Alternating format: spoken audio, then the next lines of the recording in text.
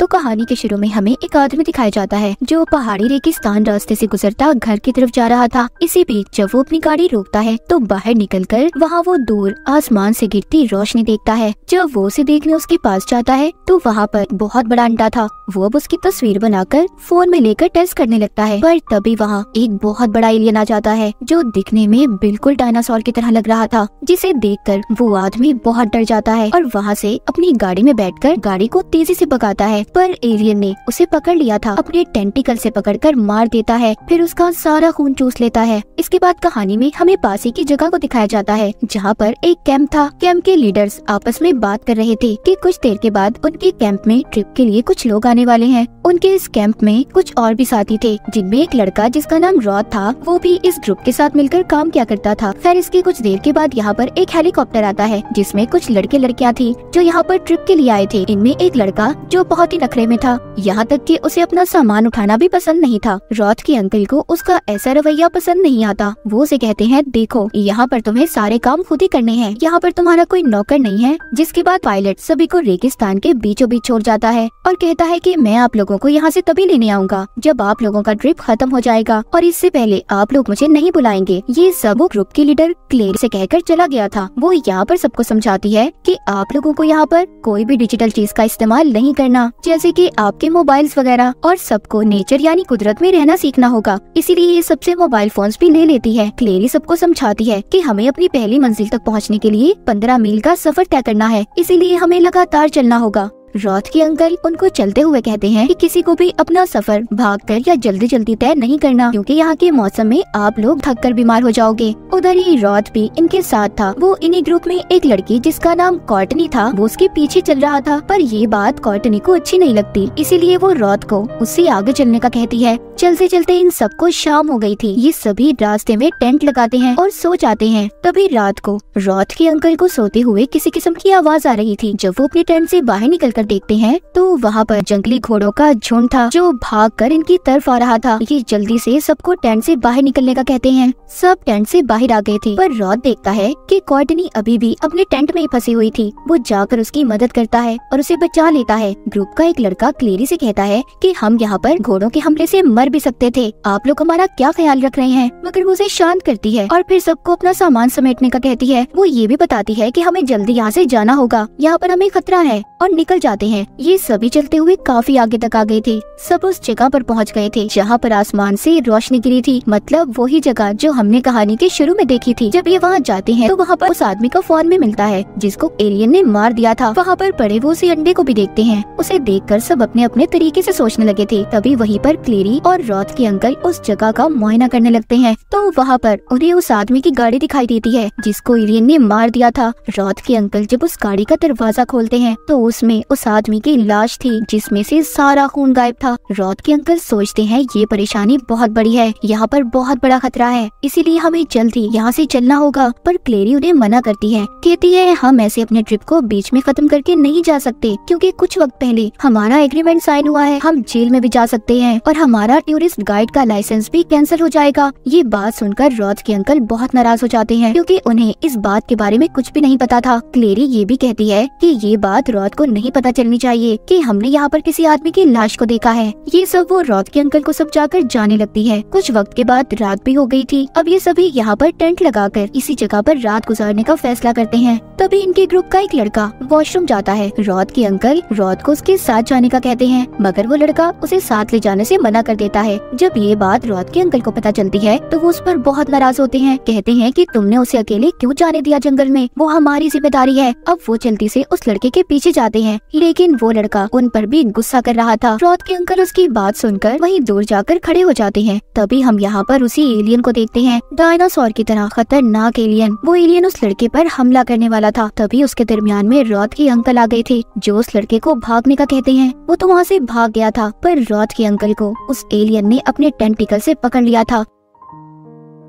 जब उधर कैंप में रॉथ को अपने अंकल की चीखने की आवाजें सुनाई देती हैं, तो वो भाग कर जाता है। इससे पहले वो अपने अंकल को बचा पाता, उस एलियन ने अपने टेंटिकल से उनका सारा खून चूस लिया था और उन्हें मार देता है। रॉथ अपने अंकल की ऐसी हालत देखकर बहुत रोता है। वहाँ पर जितने भी लोग थे सभी परेशान हो गए थे। रॉथ सबसे कहता है, फिक्र नहीं करें, एक महफूज जगह है, हम लोग वहाँ पर जाएंगे और कल सुबह हम अपने कैंप में वापस चले जाएंगे। अब रॉथ सबको लेकर एक केव गार के अंदर आ गया था। कहता है, ये जगह हम सबके लिए महफूज है, हमें यहाँ पर कोई खतरा नहीं है। तभी वहाँ पर एक लड़के को कुछ चिपचिपा महसूस होता है जो हर जगह पर था। रॉथ का रेडियो भी आवाज कर रहा था जो आने वाले खतरे के बारे में बता रहा था। जब ये उस जगह पर रोशनी करके देखते हैं तो वहाँ पर वो ही एलियन था। सभी अब यहाँ से भी भागते हैं, पर भागते हुए एक लड़का वहीं पर गिर गया था। रॉथ उसको बचाने जाता है, लेकिन एलियन ने उसे अपने टेंटिकल से पकड़ लिया था और उसे भी मार देता है। बाहर आकर रॉथ सबको कहता है, हमें जल्दी अपने मेन कैंप बेस में वापस पहुंचना होगा, हमारी जान तभी बच सकती है। अब ये चाहते हुए दोबारा से उस एलियन के अंडे को देखते हैं और पास ही उस आदमी की गाड़ी को भी।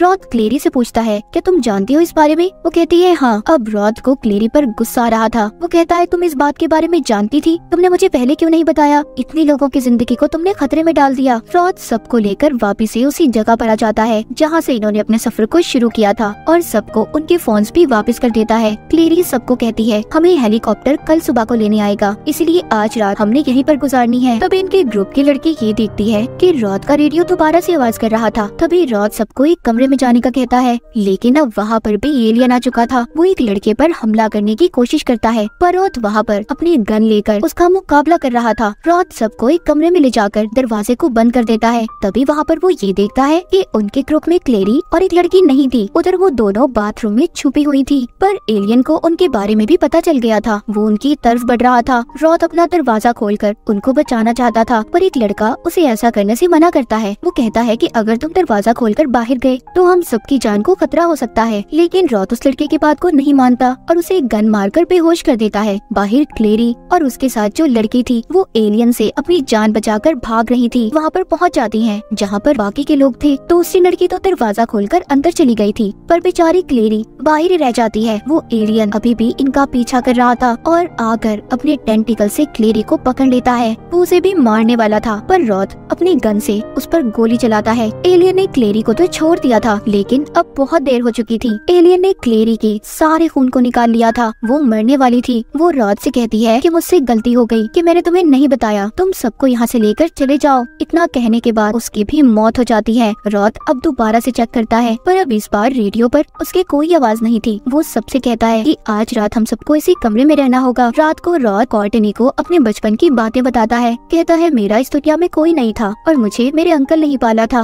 पर उस खौफनाक एलियन ने उन्हें भी मार दिया। सब बातें सुनकर कॉर्टनी भी उसे अपने बारे में बताती है। कहती है, मेरा भी इस दुनिया में कोई नहीं है। रॉथ इसे पसंद करने लगा था। सुबह होते ही इनकी कैंप का पायलट हेलीकॉप्टर लेकर आ जाता है। रॉथ उससे कहता है, हमें जल्दी यहाँ से निकलना होगा, यहाँ पर खतरा है। पर वो जाने के लिए तैयार नहीं था। वो कहता है, पहले मुझे बताओ क्लेरी कहाँ पर है और तुम्हारे अंकल। वो वहाँ पर दोनों को आवाज देने लगता है, पर जैसे ही वो थोड़ा सा आगे जाता है वहाँ पर वो क्लेरी की लाश को देखता है। रॉथ कहता है, मैंने कहा था ना यहाँ पर खतरा है, यहाँ पर एक एलियन घूम रहा है जो सबकी जान का दुश्मन है। मैं तुम्हें इसीलिए यहाँ से जाने का कह रहा था। वो सभी अब हेलीकॉप्टर में बैठ जाते हैं और खुश थे कि वो यहाँ से जा रहे हैं, पर अचानक से उनकी रेडियो पर दोबारा से आवाज होने लगती है। वो एलियन इनके हेलीकॉप्टर से लटका हुआ था।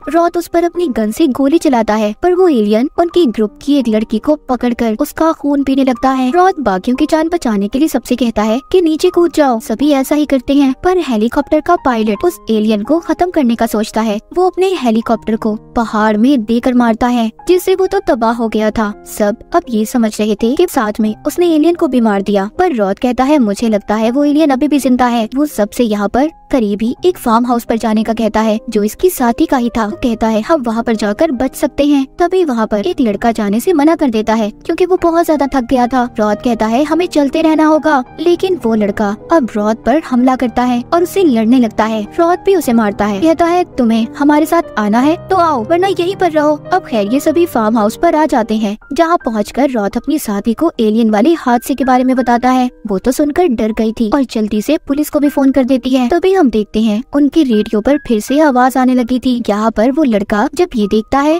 कि फिर से एलियन आने वाला है। वो जल्दी से रॉथ की साथी की गाड़ी लेकर जा रहा था, लेकिन तभी रॉथ ने उसे देख लिया था और रोकने की कोशिश करता है, पर वो लड़का उसे धक्का देकर गिरा देता है। अब नीचे गिरने की वजह से रॉथ बेहोश हो गया था। वो लड़का गाड़ी चलाता हुआ बहुत खुश था कि वो बच गया, लेकिन तभी वहाँ पर एलियन तेजी से उसकी गाड़ी को धक्का मारता है और उसे गाड़ी से निकालकर मार देता है। ये सब वहाँ पर कॉर्टनी भी देख रही थी। वो एलियन से अपनी जान बचाकर छुप जाती है। एलियन ने उसको देख लिया था, वो उसको ढूंढता हुआ उसी जगह पर आ गया था। उधर दूसरी तरफ रॉथ के साथ ही गन्स लेकर बाहर आते हैं ताकि वो एलियन को मार सकते, पर वो देखते हैं कि तब तक एलियन कॉर्टनी को अपने साथ ले जा चुका था। अब बाहर रॉथ को भी होश आ जाता है। उसका साथी उसे बताता है कि कॉर्टनी को एलियन अपने साथ ले गया है। रॉथ अब ये फैसला करता है कि वो उसे बचाकर लाएगा। उसके बाकी के दो साथी उस एलियन के लिए जाल बिछाने का प्लान बनाते हैं ताकि जैसे ही रॉथ कॉर्टनी को बचाकर लाए और एलियन अगर इनके पीछे आएगा तो वो इनके बिछाए हुए जाल में फंसकर मर जाएगा। रॉथ सारी तैयारी कर